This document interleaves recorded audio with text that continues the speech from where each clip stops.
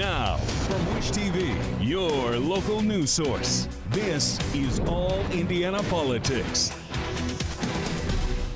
Good morning. Welcome to All Indiana Politics. I'm Phil Sanchez. A growing number of state lawmakers from both parties say they don't want a special session to redraw Indiana's congressional maps. This as the Trump administration pressures Republican governors, including Mike Braun, to do just that. Our government reporter Garrett Berquist traveled to Chicago, where Indiana Democrats met with Texas Democrats boycotting a special session in that state. Never in my life did I think that the Vice President of the United States would come to my state to ask our legislature to shoplift 2 congressional districts. 2 caucuses from thousands of miles apart, brought together by the same issue. So it doesn't matter. I'm American, just like those folks in Indiana are American, and we represent American values. We believe in the Constitution, and all this mid-decade redistricting, it's taking away from a very basic fundamental right that we all have. That's fair and proper representation. Indiana House Democrats met their Texas counterparts at a park on the south side of Chicago.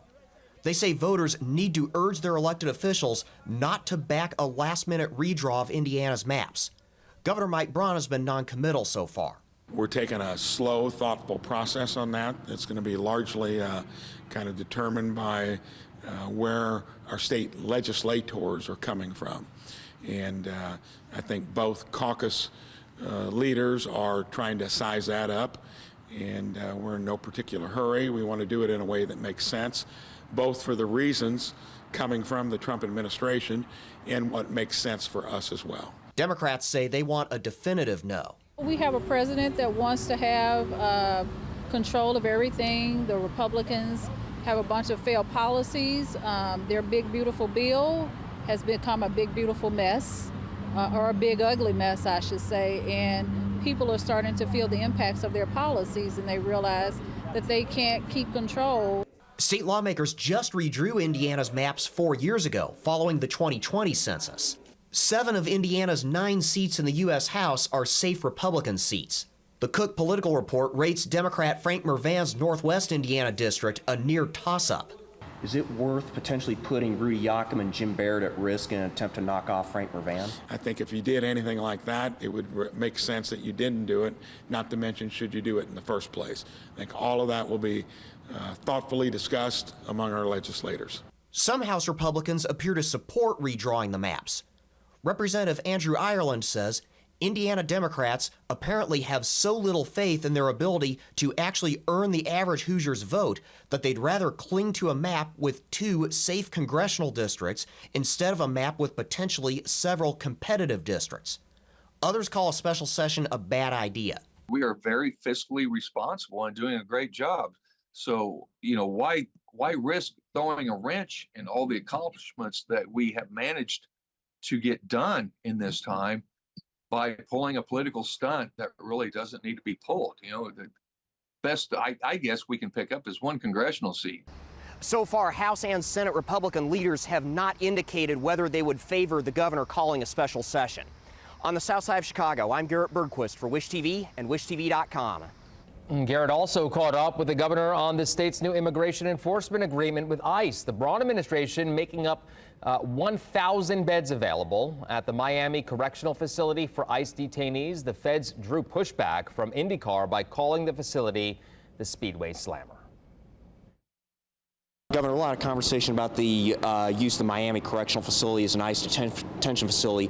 Who is going to be responsible for the day-to-day operations of the ICE detentions at that facility, and what is the state of Indiana going to do to ensure we don't see some of the issues with conditions there we've seen at places like the Florida one? So we ought to be in good shape when it comes to the condition of the place. The beds were available, so we are going to be not contributing in any way to be a sanctuary state. And if we do have facilities, we're going to make sure that they're usable. And I've said it's all along the lines of helping get the individuals, the worst first, in a place to where they can be deported. And strong backing for that. You got to be careful that you stick with that. When it comes to how you share the burden, A lot of it will be reimbursed from the federal government.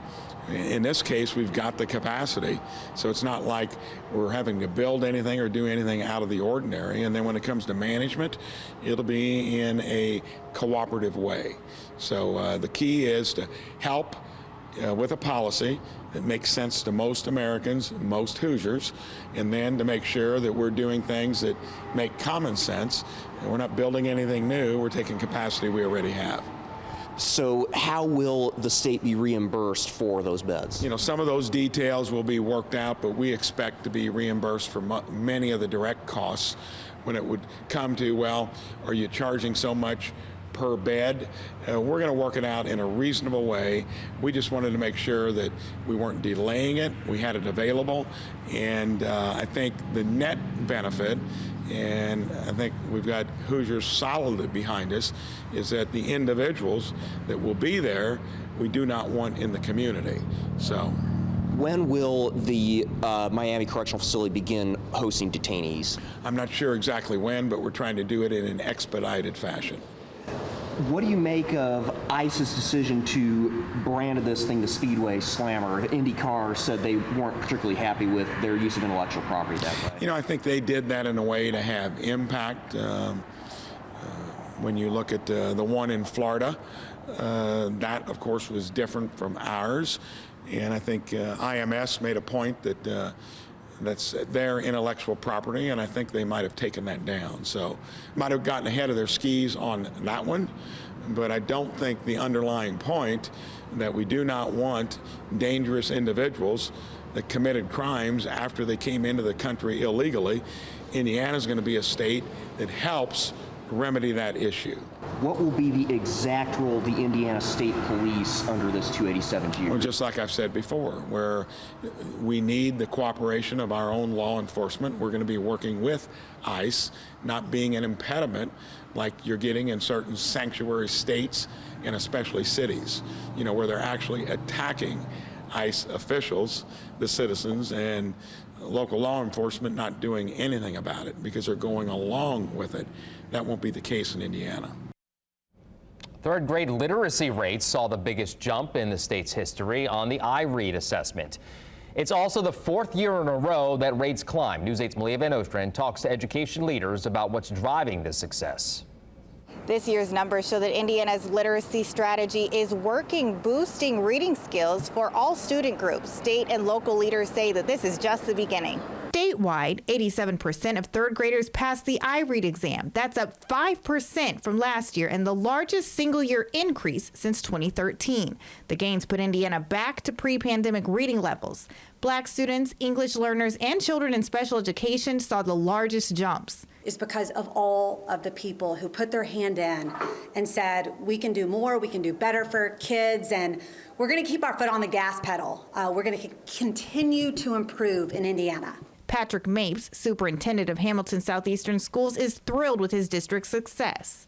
We're up to a 96 passing rate overall, so for the large school districts that have over 1,000 students in grade 3, we rank #1 across the state. Educators say the next challenge is keeping the momentum going so that students are prepared before they go to middle school. Focused in on the data, we looked at our student skills, we made good, effective lesson plans, and we have the resources now, and the state has helped us identify those effective resources that we've implemented in our schools. We need to just keep getting better. Jenner says data breaking down the numbers and where the state needs to focus will be released in October. She says getting students help where they need it will be top of mind. Really understanding the very specific skills where students are struggling and where students might be strong. And we really have to struggle straight in on the individual student and the skills that they need. I'm Malia Van Ostrand for Wish TV and WishTV.com. All right, coming up, the city of Indianapolis puts a controversial plan to clear a homeless camp on hold. Details after the break. Welcome back. Well, Monday marked the deadline to clear out a homeless encampment in Fountain Square. It still hasn't happened yet. ITMate's Kyla Russell talked to the director of the Office of Public Health and Safety to find out why. The director could not answer exactly when that deadline will be, but said they're working to get every person into housing. He also said the public safety risk in the area has been mitigated by arresting 2 people that presented dangerous situations. Yeah, so the individuals that were committing crimes are still in custody. So the individual that fired a gun, and then the individual who was accused of animal cruelty.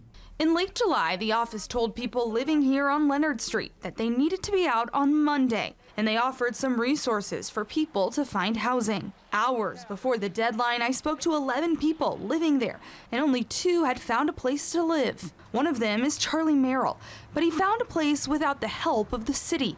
He gets the keys tomorrow. I caught up with him today and asked what he thought of how the city is handling the situation. Stand to your word. Be a man of your word. Or a female of your word if you're a female out there. Later, I asked the director what he has to say to people who feel like Merrill. When you look at the amount of funding that we've committed or contributed already to solving for homelessness, I think it's quite clear that the administration is devoted. Though I wasn't given an answer on when they plan to have the camp cleared, the director reiterated they needed more time to find help for people and that no new tents are allowed to go up in the area. We cannot move this challenge from one neighborhood to another or to other parts of the Fountain Square neighborhood. The office says they plan to have updates to us in the coming days. Reporting here in Indianapolis, I'm Kyla Russell for Wish TV and WishTV.com. All right, coming up, Indiana's best political team on the redistricting fight and the city's handling of a homeless encampment. All right, welcome back to All Indiana Politics as we welcome in 2 members of Indiana's best political team, Democrat Lara Beck and Republican Mario Massillamany. Good to see you both. Let's begin with redistricting. Thank you. Mario, we'll start with you. Several Republican state lawmakers, as you very well know, have publicly said, we don't need a special session here. We haven't heard definitively from the governor yet. Your thoughts on this? I think that we've got, Bray and Houston who are very disciplined, and they will make the right call on this.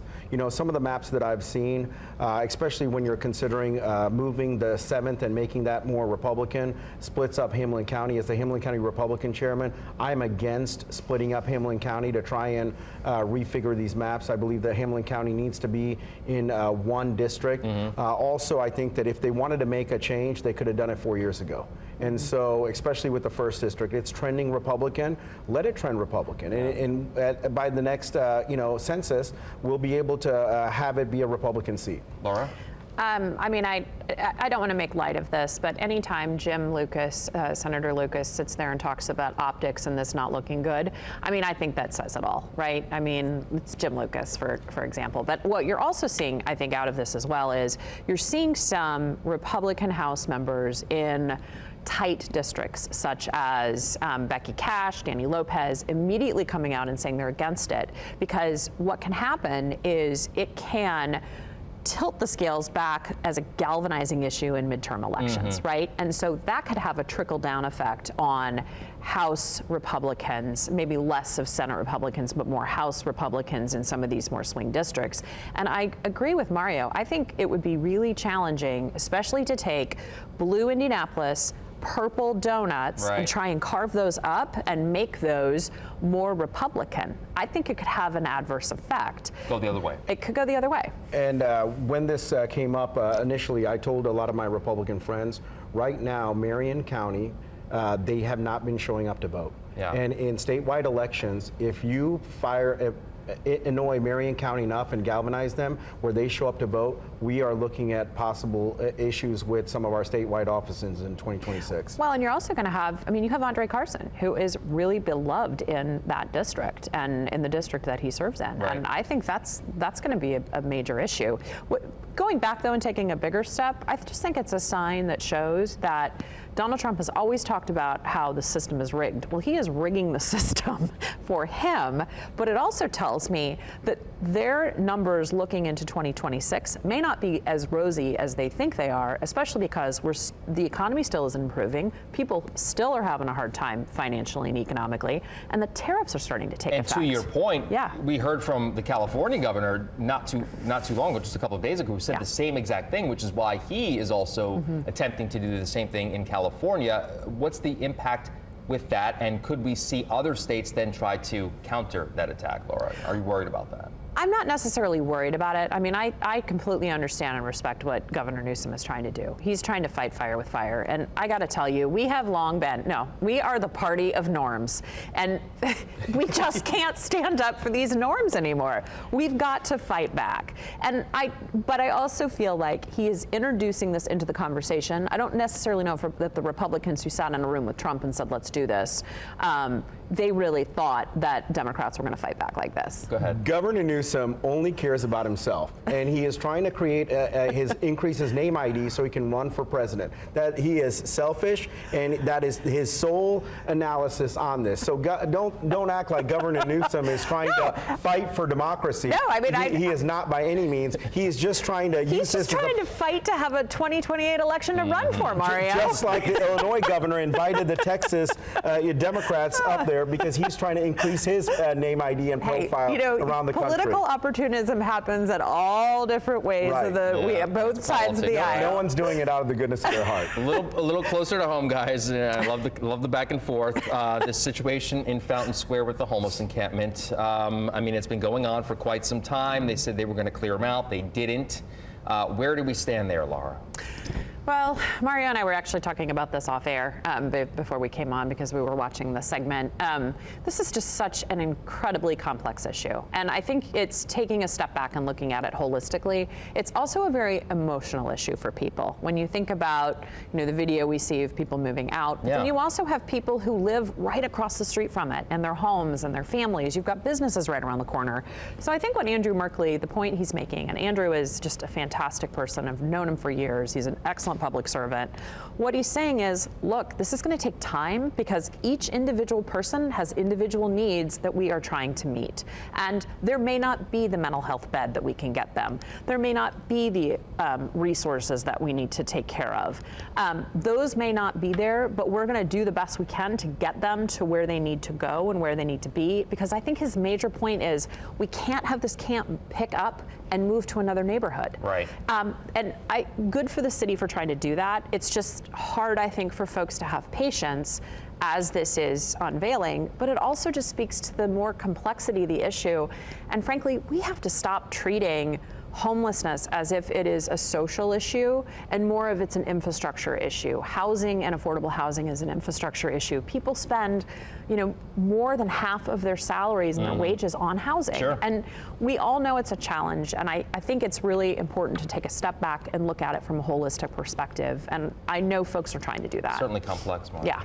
And when I was the general counsel at the Marion County Prosecutor's Office, we dealt with a lot of this because a lot of these individuals would get arrested during wintertime because they wanted to stay in the jails when it was cold outside. And a lot of these individuals have addiction issues or they have some sort of mental health issues. And so no one really wants to be homeless. No one wants to be living in a tent. Yeah. And so I think the city and the state need to do a better job of getting together and working to try and get the resources and tools necessary to help these people with addiction and with their mental health issues, because a lot of our homeless in Indianapolis have mental health issues. Yeah, absolutely. Yeah, I think we're all kind of on the same page on this one. It's a tough topic and certainly something we're going to stay on top of. I want to circle back though to the redistricting really quickly. Do you think at the end of the day, that Governor Braun calls a special session, Mario?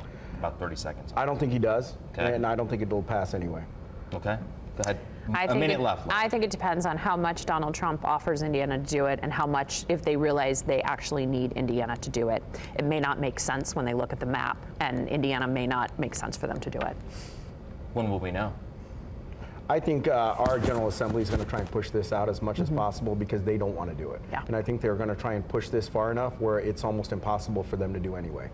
It takes a minute, too, to do redistricting. That's the other part, too. It takes... Can't happen overnight. It cannot happen overnight. And I think anyone who's been involved in that understands, it is a complicated process. And to ram that through is, I think, going to put people up in arms. I mean, how long was the last... it takes months to do the math. You have to have the meetings. You got to go through the whole process. So... Not to mention other legislation legislation that could be also pushed through during a special session. Trump is calling Bray and Houston to D.C., so it's interesting to see what he offers them to try and get them to do it. And to Laura's point, if he's able to give Hoosiers some sort of federal funding, some sort of money that would incentivize them to do it, it's a different story. We'll see. But right now, I don't know. We'll see. Good to see you both. Thank you so much for coming Thanks. in. We'll be right back.